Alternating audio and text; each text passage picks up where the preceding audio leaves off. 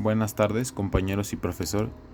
A nosotros nos tocó la tesis con el título La pedagogía de la convivencia como propuesta para el desarrollo de competencias de convivencia positiva en padres de familia de educación primaria, por Ana Victoria Mondragón Jaramillo. Los integrantes de la triada son Juan Carlos Serrano García, Chávez Núñez Carmen Alejandra y Ventura Sánchez Juan Antonio. Pregunta general: ¿cómo podrían favorecerse en los padres de familia competencias que les ayuden a generar un ambiente de convivencia en el hogar? Preguntas particulares. Número 1.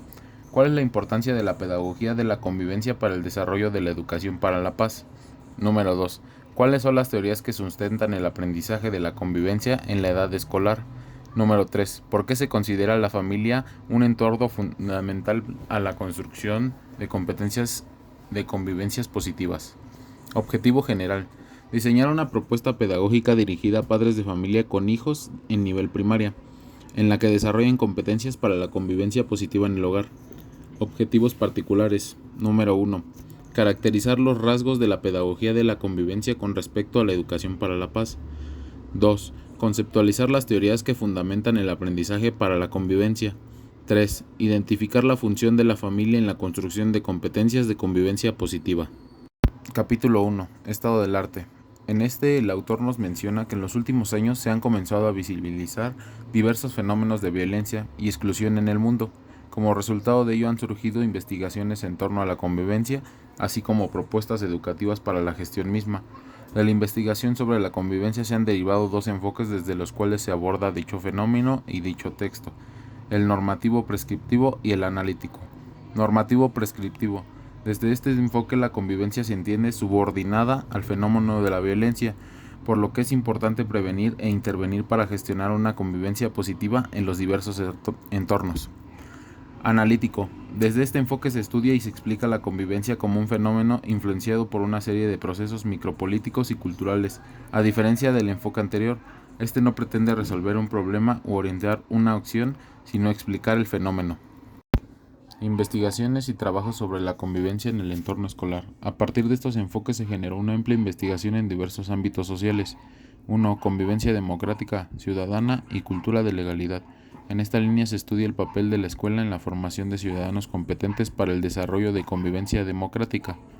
Número 2. Convivencia inclusiva y atención a la diversidad. Dentro de esta se analizan las prácticas de convivencia inclusiva en la vida cotidiana escolar. 3. Convivencia pacífica y resolución de conflictos en la escuela. El análisis se centra en la relación de convivencia pacífica con la gestión del entorno escolar. 4. Clima escolar. En este eje se estudian diversas relaciones que surgen a partir del clima escolar. Ejemplos. En el primer ejemplo se nos menciona que la violencia en México es mucha, entonces hay que proporcionar una formación para la convivencia desde el reconocimiento de los otros y sus desigualdades. Y esta se desarrolla en la escuela e implica procesos de interiorización de valores de larga duración, como el reconocimiento de uno mismo y la capacidad de identificar la diferencia. En el ejemplo 2, la autora menciona que en su investigación la violencia ha existido desde el siglo XVIII y que para cambiar esto se requiere del autoconocimiento, autoaceptación y autorregulación, y así lograr una convivencia pacífica. En el 3, el autor afirma que en el entorno escolar impera una gran violencia y que se ha normalizado y que es reflejo de la sociedad actual. Y para cambiar el clima escolar se debe saber su entorno social y a su vez tiene activadores de violencia. Esquema para el desarrollo de intervenciones de convivencia en el entorno escolar. Número 1. Análisis de la situación, que es un diagnóstico rápido. 2. Bases teóricas de la intervención. Esto se tiene que hacer con un enfoque humanístico para la intervención grupal. Planificación de la intervención, establecer estrategias tanto preventivas como terapéuticas y organizarlas en un plan de trabajo funcional. Número 4. Búsqueda para amplificar a toda la comunidad educativa. Las estrategias deben estar pensadas más allá del aula. 5. Coordinación de medios y de personas. Debe considerar una estructura donde estén coordinadas las personas y los medios. Establecimiento de normas. Se deberá consensuar el reglamento de convivencia. Número 7. Atención personal. Se deberá atender a los alumnos en su singularidad. 8. Evaluación de la intervención. Se evalúa por expertos de dos planos. Y el autor propone vías de acción específicas. 1. Disciplina. 2. Negociación. 3. Fomento de la competencia social. Investigaciones y trabajos sobre la convivencia en el entorno familiar. La investigación sobre la relación entre la violencia y la convivencia ha sido predominante en el ámbito escolar, y en este apartado se presentan dos de dichos trabajos que sustentan al entorno familiar como factor para la prevención y la gestión de la convivencia. El primer artículo sustenta que la importancia de la familia como entorno para el desarrollo de habilidades para la convivencia en el sentido de la familia debe cumplir con los siguientes objetivos. 1. Subrayar la pluralidad. 2. Proponer el diálogo y la comunidad. 3. Propugnar el respeto y la solidaridad. 4. Destacar la importancia del conflicto. 5. Definir el espacio familiar. Y para esto se proponen algunas actividades para la convivencia con padres de familia. Actividad 1. Cuestionario. Actividad 2. Técnicas dramáticas para situaciones cotidianas. Actividad 3. La representación de la familia en TV. Actividad 4. Vamos a sensibilizar a nuestra comunidad. Y por último, Luis García, que es el autor que nos menciona, propone 5 sesiones para el desarrollo de la escuela para padres y madres. Sesión 1. La realidad de las familias de hoy. Sesión 2. Diagnósticos de las familias empleando la actividad 1. Sesión 3. Diversidad de realidades familiares empleando la actividad 2. Sesión 4. La realización de la familia con agentes empleando la actividad 3. Sesión 5. Desarrollar de voluntad propositiva empleando la actividad 4. Capítulo 2. Fundamentación teórica de la pedagogía de la convivencia. Nace como fruto de las vertientes de la educación para la paz y la búsqueda de construcción de una cultura que promueva la misma. Antecedentes de la educación para la paz. Se reconoce como la Primera Guerra Mundial, sin embargo existe una serie de antecedentes que favorecieron al esfuerzo de incluir en la educación un enfoque dirigido a la paz. La educación para la paz desde la Escuela Nueva. El movimiento de la Escuela Nueva, que hace explícita la reflexión y propuesta por una acción educativa en el pro de la paz mundial. Las instituciones escolares deben estar al servicio del niño, de la humanidad y para reivindicar sus derechos y favorecer su desarrollo integral. Considera al educando como un sujeto activo y busca generar agentes autónomos, críticos y reflexivos que aboguen la paz. La educación para la paz desde el movimiento de la no violencia. La no violencia reconoce a Gandhi como su principal representante. Los principios de la filosofía de este autor recaen en la firmeza en la verdad y en la acción sin violencia o la extensión al mal. La no violencia es una lucha contra la injusticia, sin que esta lucha implique daño o agravio. La no violencia remite a una visión del ser humano donde las posibilidades de relacionarse socialmente están en el reconocimiento de la dignidad de todos. La educación para la paz desde la UNESCO. Surge la preocupación para desarrollar la comprensión internacional y abogar por el reconocimiento de los derechos humanos, y la Conferencia Nacional de la UNESCO crea un plan de escuelas asociadas para fomentar el desarrollo de propuestas metodológicas para la comprensión internacional, la paz, el diálogo intercultural, el desarrollo sostenible y la puesta en práctica de la educación de calidad. En el capítulo 2 se nos mencionan dos autores que ayudan a este tipo de conceptos. Juan Bautista Comenio se caracteriza por 3 principios: la fe en la naturaleza humana, su idea de unión universal y el utopismo pedagógico. Immanuel Kant propone una serie de ideas en torno a la constitución de los estados y su relación entre ellos como propuesta para la construcción de la paz. En esta obra el filósofo aboga por la necesidad de dirigir nuestras acciones hacia la paz y pedir cuentas con respecto a las acciones que los demás ejercen para alcanzarla. Para cumplir con la consolidación de la educación se tiene que cumplir la necesidad de atender 4 pilares fundamentales. 1. Aprender a conocer. Consiste en que cada persona aprenda a conocer el mundo. 2. Aprender a ser. Consiste en que el alumno ponga en práctica todo lo que ha conocido. 3. Aprender a vivir juntos. Que sea consciente de la diversidad humana. 4. Aprender a ser. Consiste en el desarrollo integral de sí mismo. Concepto de educación para la paz. Se entiende como un proceso educativo, dinámico, continuo y permanente, fundamentado en los conceptos de paz positiva y en el conflicto como elementos significantes y definidores, y que a través de la aplicación de enfoques socioafectivos y problematizantes pretenden desarrollar un nuevo tipo de cultura, la cultura de la paz, que ayuda a las personas a develar críticamente la realidad. Pedagogía de la convivencia. Surge como una propuesta de la dimensión de la que hemos dado cuenta previamente. Dicha propuesta tiene como objetivo reflexionar y generar investigaciones, herramientas e intervenciones sociales que permitan la construcción de relaciones de convivencia positiva. Para la pedagogía de la convivencia, convivir significa vivir. unos con otros basándonos en unas determinadas relaciones sociales y en unos códigos valorativos, forzosamente subjetivos en el marco de un contexto social. Marcos de la convivencia. Se desarrollan los contenidos previamente expuestos y se aprenden pautas de convivencia. 1. La familia. 2. El sistema educativo. 3. El grupo de iguales. 4. Los medios de comunicación. 5. Los espacios e instrumentos de ocio. Competencias para la convivencia. 1. El diálogo y escucha activa. 2. Respecto de la legalidad y negociación de acuerdos. 3. Resolución no violenta de conflictos. 4. Expresión de sentimientos de empatía. 5. Importancia del perdón. 6. Aprecio y respeto por la diversidad. Estos serían los capítulos 1 y 2. Capítulo 3. El aprendizaje en la convivencia escolar. Hemos precisado que para vivir unos con otros eficazmente es necesario que los seres humanos internalicemos valores, adquirimos conocimientos, desarrollemos competencias y reconozcamos las normas y costumbres de la sociedad. El proceso de aprendizaje de dichas pautas no es inmediato, sino gradual. Implica factores no solo de tipo social, sino biológicos y cognitivos. En este capítulo se expondrán algunas teorías desde donde se sustenta el aprendizaje de la socialización y convivencia, así como las características biológicas, psicológicas y sociales específicas del niño en etapa escolar que le permiten el desarrollo de competencias para la convivencia positiva. Teorías de la socialización. A lo largo de los años ha existido una pregunta constante sobre el modo a través del cual el sujeto se apropia de las normas que le permiten vivir en sociedad.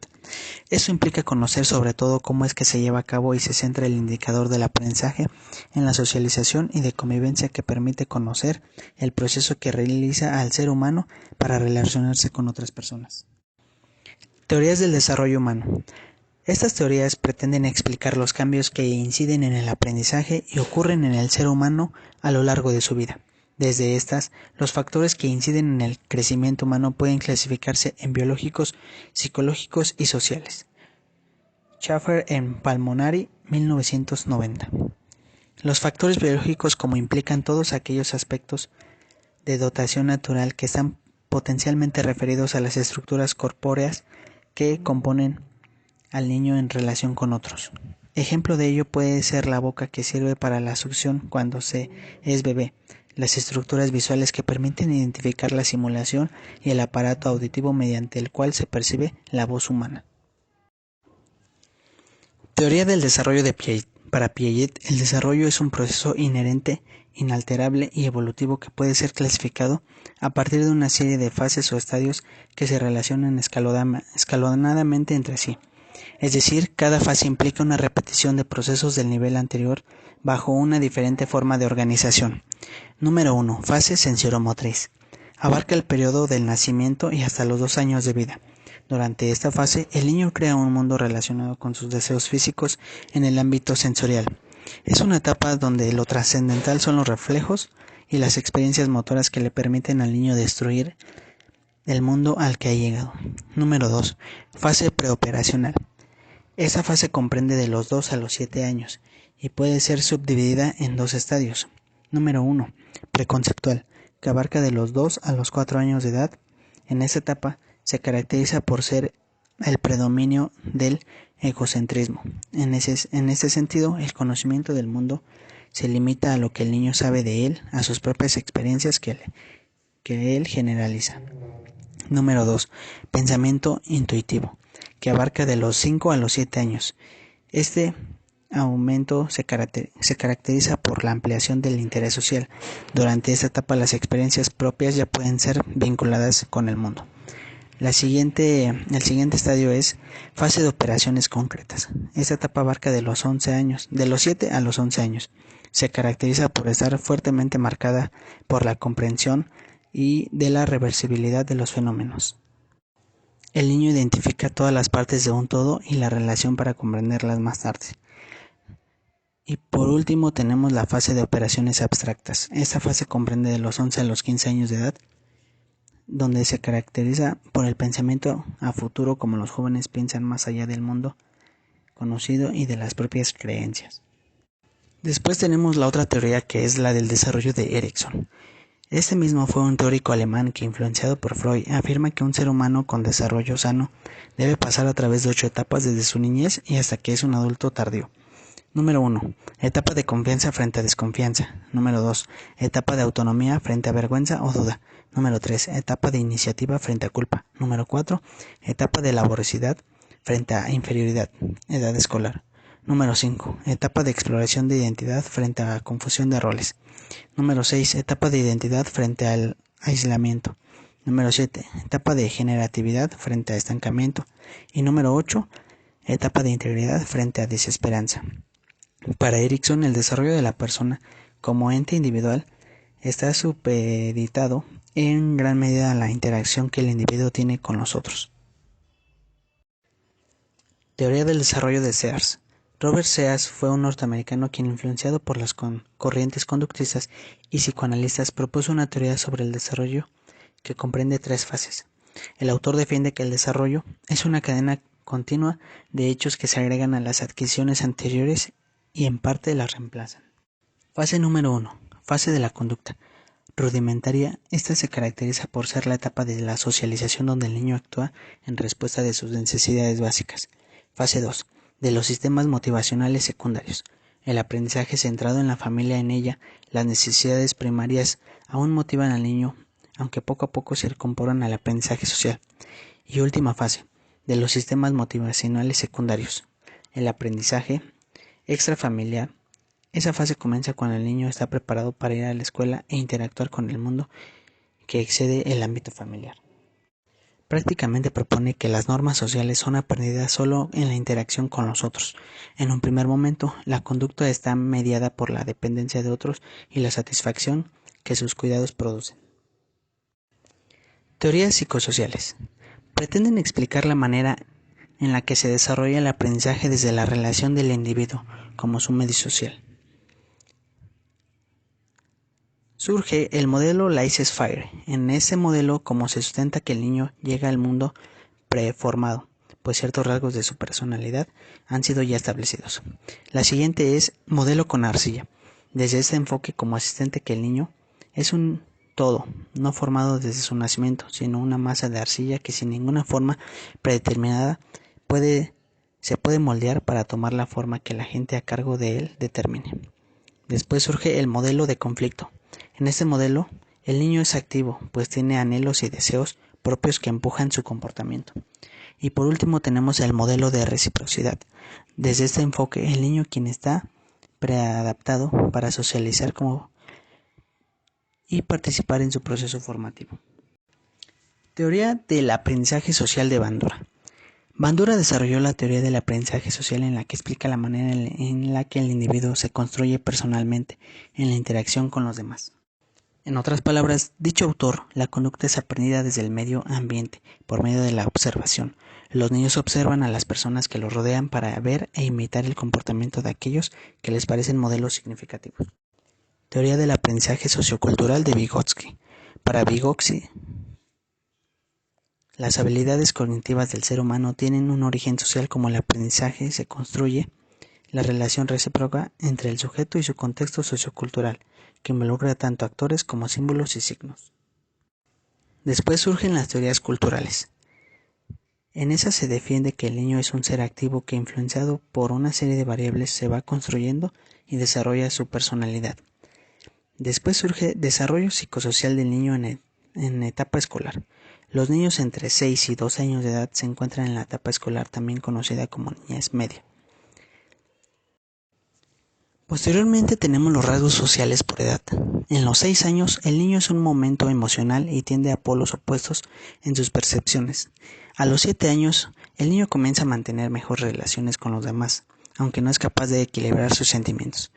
En los 8 años sigue pensando que lo sabe todo, aunque comienza a darse cuenta que los demás pueden saber más. 9 años. Es un niño con mayor dependencia y responsabilidad y mayor capacidad para ser impresionado. 10 años. En esa edad, los niños suelen reconocerse ampliamente felices. Y por último, 11 y 12 años. Durante estos, el niño es emocionalmente inestable, puede reflexionar en el punto de vista de otra persona y considera de forma simultánea las diferentes perspectivas. Capítulo 4. La familia como marco para la construcción de competencias de convivencia positiva. Conceptualización de la familia. En este capítulo se conceptualiza el término familia desde la teoría de sistemas y se sustenta históricamente la construcción de la familia occidental y su tipología en el mundo contemporáneo en México. Ahora bien, analicemos. La familia como institución y sistema es tanto natural como cultural, pues determina las sociedades en cuanto favorece la procreación y la creencia de los hijos y sumado a ello cómo contribuye el desarrollo de actividades económicas como políticas, culturales y educativas. Construcción histórica de la familia. La institución familiar ha tenido un devenir histórico que ha determinado la manera en la que caracterizamos en Occidente. En las sociedades tradicionales y las familias se caracterizaban por ser unidades de convivencia donde coexistían más de 3 generaciones en el mismo hogar. Tipología de la familia. En los años 70 tuvieron una gran trascendencia en cuanto a la diversificación de las formas familiares, los ciclos vitales, las formas de emancipación y los rituales que caracterizan a las familias. La clasificación de las familias puede ser familias reducidas. Optan por un número mínimo de hijos. Familias monoparentales. Se constituyen por uno de los progenitores y su descendencia. Familias reorganizadas. Están formadas por uno o ambos cónyuges que proceden de otro matrimonio como a ellos los acompaña su descendencia. Familias adoptivas.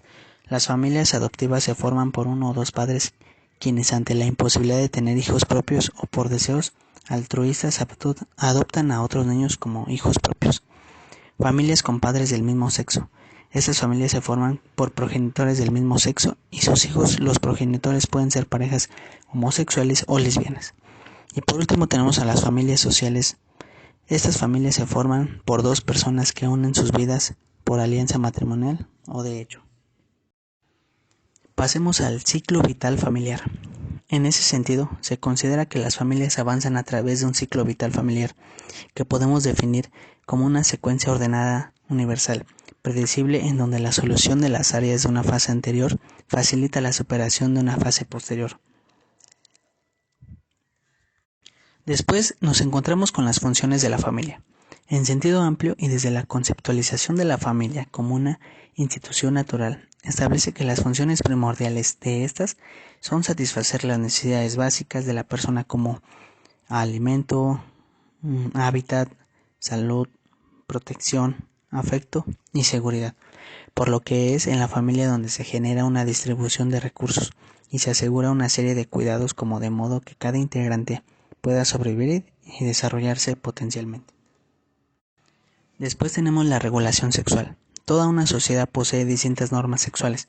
Para la teoría estructural funcionalista, la institución familiar es desde donde se ejerce control de cuándo y con quién se establecen las relaciones sexuales.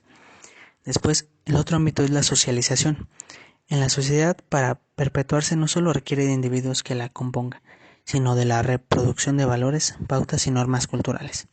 Después viene la cooperación económica. La familia coopera y opera como una unidad económica y social donde cada miembro es afectado de igual forma por los problemas o mejoramientos financieros y materiales. Y por último tenemos la seguridad emocional. La familia es el centro de la vida emocional, como las relaciones que se generan en la familia perdura en toda la vida. La familia es el lugar más seguro cuando se requiere de confianza y confort. En el capítulo 5, la autora plantea una propuesta de intervención pedagógica. En esta, se pretende desarrollar competencias para la convivencia positiva en padres con hijos en educación primaria. Esto con el fin de generar entornos de la convivencia idóneos donde los niños construyan sus propias competencias para la convivencia positiva. Esta propuesta principalmente está centrada en el alumno, pretende que se convierta en un sujeto activo. Todas las personas tienen una curiosidad innata que va avanzando con el paso del tiempo, pero a su vez también influye el contexto en el que se desarrolla. Ahora bien, desde el enfoque centrado en el alumno, principalmente va a haber aprendizaje cuando se cumplan las siguientes condiciones. Será significativo cuando el aprendizaje posea una cualidad de compromiso personal, es decir, debe tener un significado especial para el que aprende. El aprendizaje implica tanto factores afectivos como cognitivos, en el entendido de que el ser humano es integral.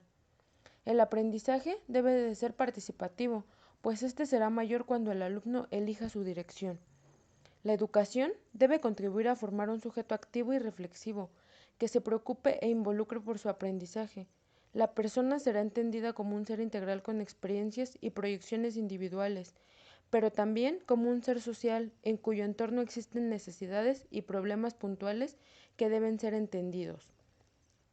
En este sentido, el desarrollo integral del individuo exige la construcción y formación de conocimientos, competencias y valores humanos que contribuyan al proyecto personal del sujeto y a su vez favorezcan el desarrollo de la ciudadanía. Las estrategias didácticas de este enfoque deben contribuir a la integración, apertura, reflexión y creación de conocimientos y competencias puntuales. La autora describe un cuadro de estrategias didácticas, donde plantea cómo se llevarán a cabo las estrategias y cuáles serán las metodologías que utilizará y el porqué de cada una. Menciona estrategias para activar conocimientos previos, estrategias experienciales, estrategias individualizadas y técnicas para favorecer la construcción de esquemas de conocimiento. Se llevarán a cabo con discusiones guiadas, lluvia de ideas, método de casos, aprendizaje cooperativo, aprendizaje por proyectos o problema, tutorías, mapas conceptuales y mentales. Las sesiones son 9 y estarán divididas en las siguientes.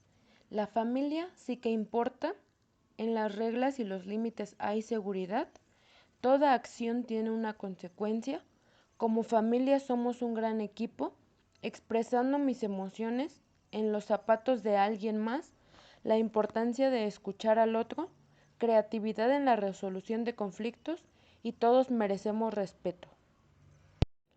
Todas las sesiones cuentan con una planeación con objetivos conceptuales, procedimentales, actitudinales, específicos, estrategias didácticas, recursos y materiales, todas con una meta diferente, esperando ser cumplida en un cierto lapso de tiempo.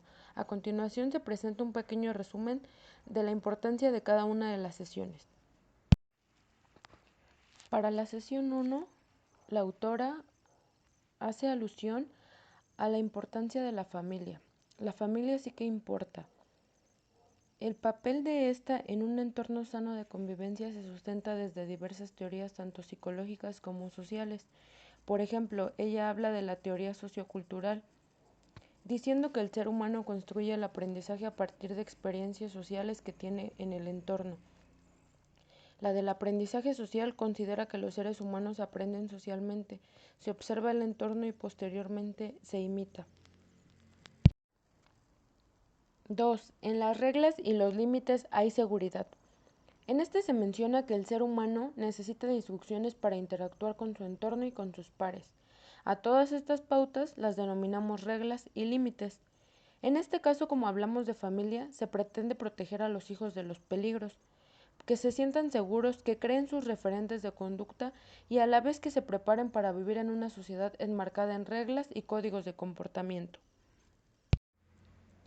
3. Toda acción tiene una consecuencia. En esta parte, la autora menciona que todo un consenso en una familia favorece reflexión y crítica. Esta herramienta establece las consecuencias que traerá una acción, permite que el niño identifique sus responsabilidades frente a lo que están acordando.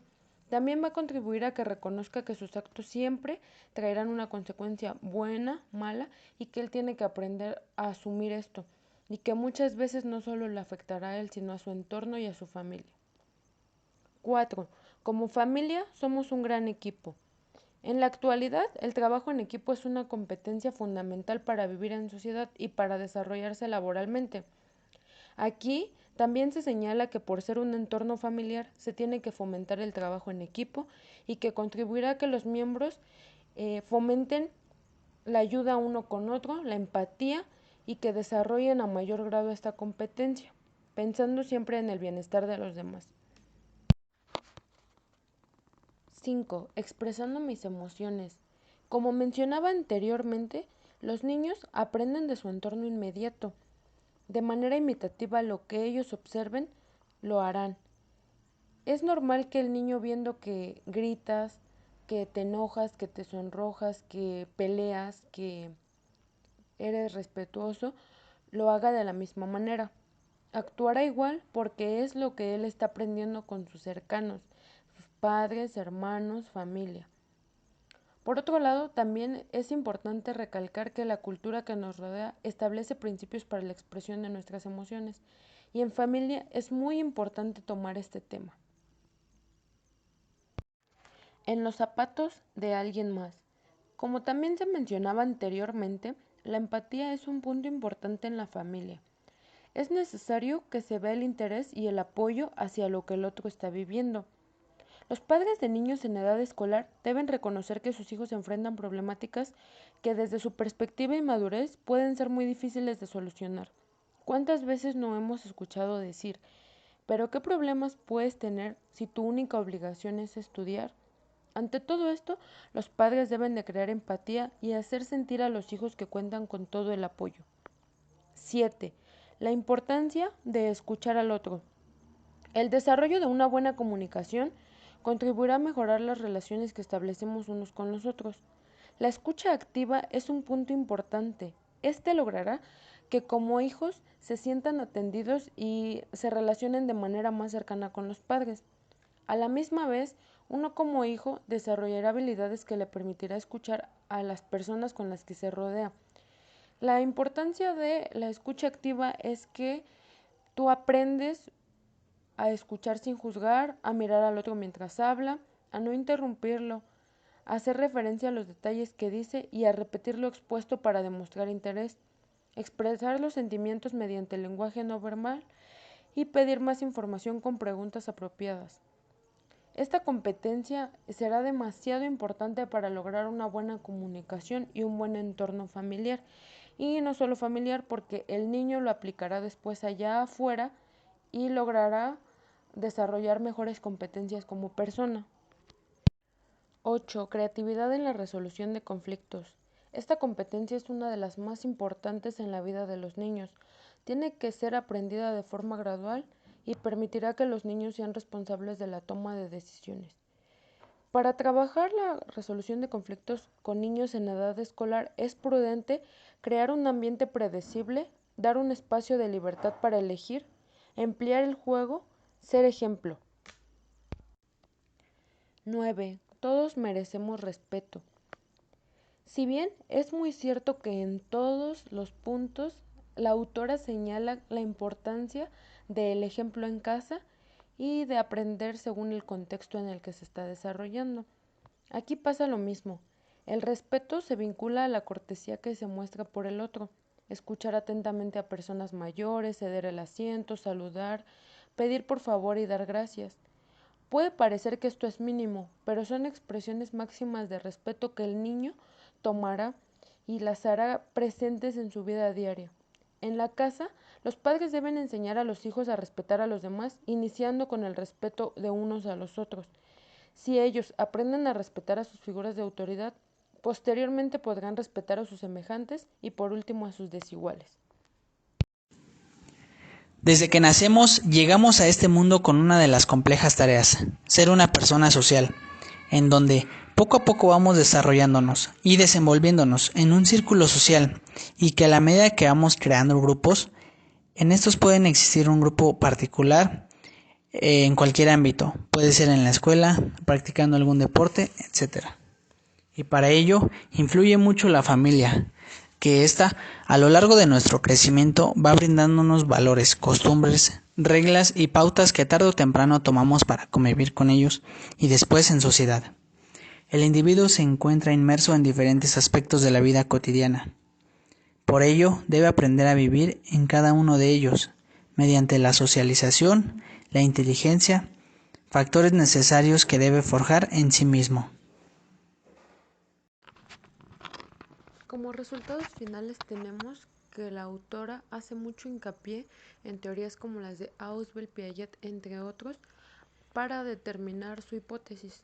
En esta señala que el niño va a aprender de su contexto familiar, social, del ambiente en el que esté y cómo se desenvuelva con sus pares, semejantes, padres de familia. aprenderá con el ejemplo y de manera imitativa.